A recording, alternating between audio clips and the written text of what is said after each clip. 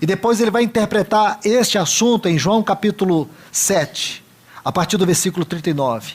Quem crê em mim, como diz as Escrituras, do seu interior, vida no Espírito, fluirão rios de águas vivas. E se você vai para Apocalipse capítulo 22, você vai ver que do meio do trono tem um rio de água viva. Então, irmãos, a Bíblia não pode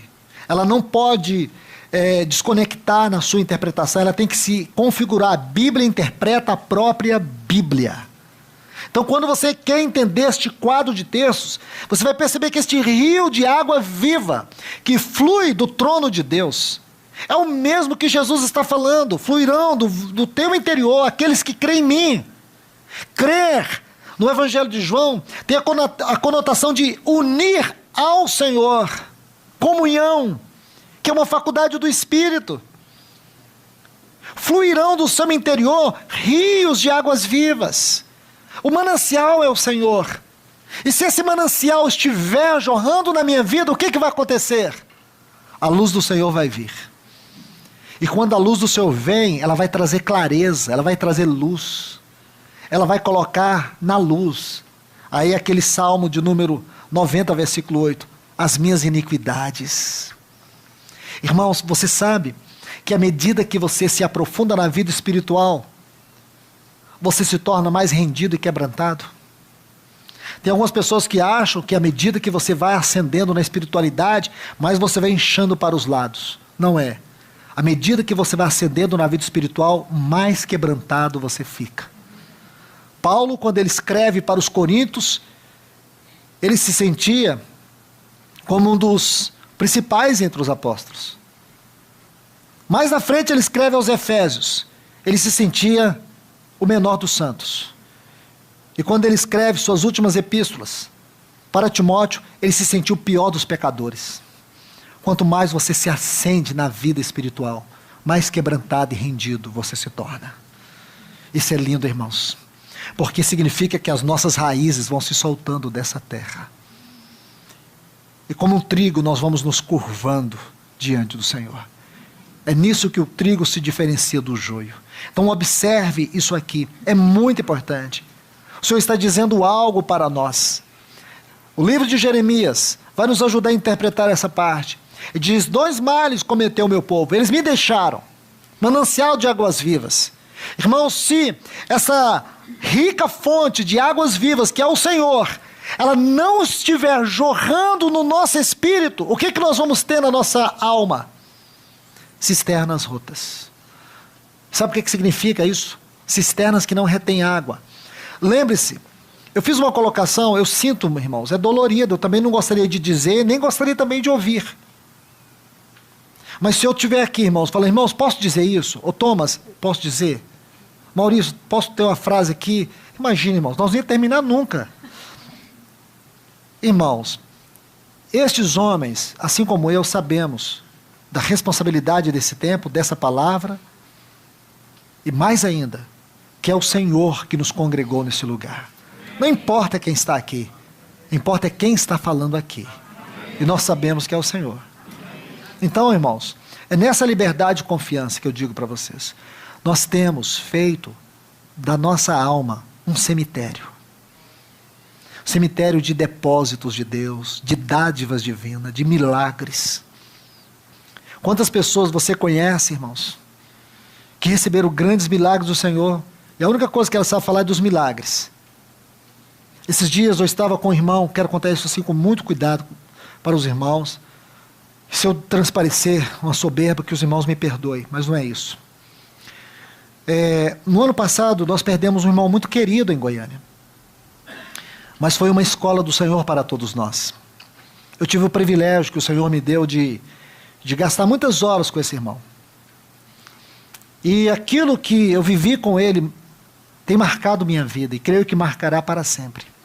Eu me lembro de uma comunhão com ele, eu disse assim: irmão, porque ele queria ser curado. Ele tinha um câncer terminal, com 36 anos, com uma filhinha de 2 meses, e um filhinho de 5 anos. Então ele descobriu um câncer terminal. cuidando de um transtorno de ansiedade. Aí, o que você vai lá? Falei, não, irmão, nós vamos orar. Mandei um WhatsApp para o mundo todo, onde sabia que tinha irmãos, ore pelo nosso irmão. Irmãos, nós temos que parar com isso. Deus não é genérico. Os problemas são reais, certo? Pega uma agulha, põe no seu dedo lá, dói, certo? Então vamos entrar em dimensões que nós temos o direito de entrar por causa do Espírito de Deus e porque o sangue abriu para nós um vivo caminho.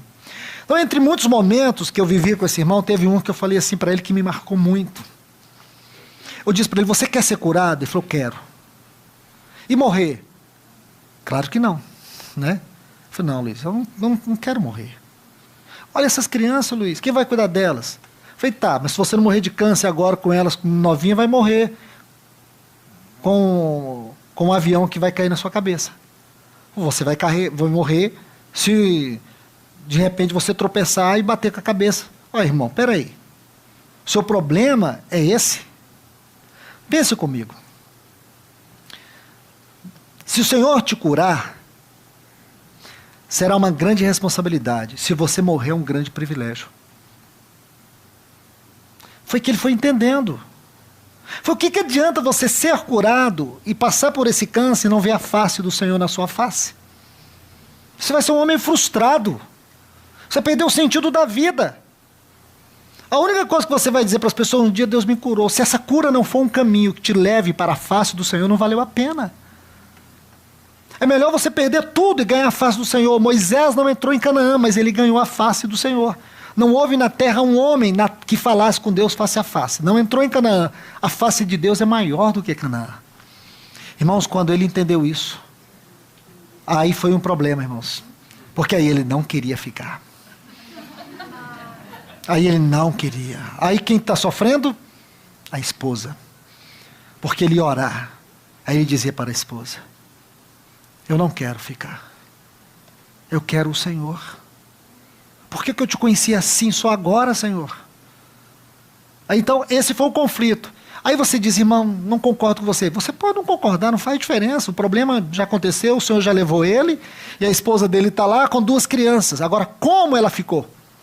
As experiências dele marcou tanto ela, que ela ficou 15 dias sem entrar no apartamento. Então ela me disse assim, sábado retrasado.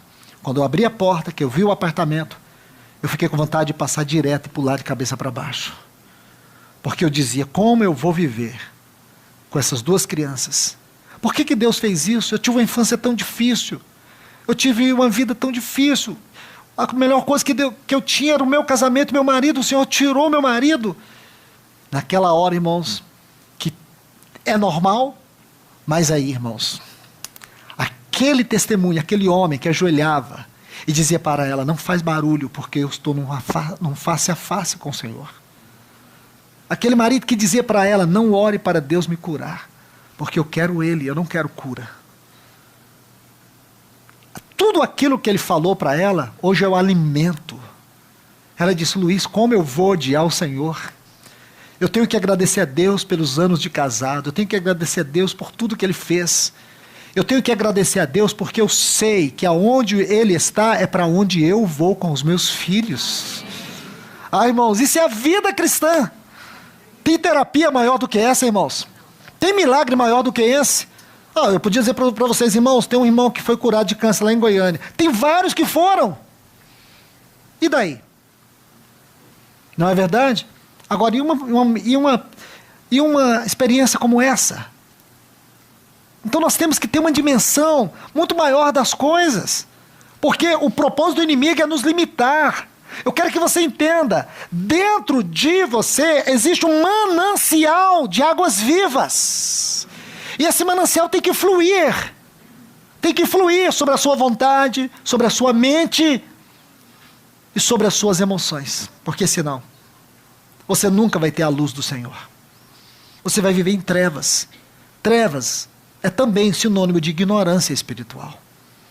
Agora, irmãos, para finalizar, eu sei que tenho que terminar, mas eu preciso só colocar algo para vocês aqui. Sobre a vida do apóstolo João, e eu quero terminar lendo alguns textos com vocês. O grande problema, irmãos,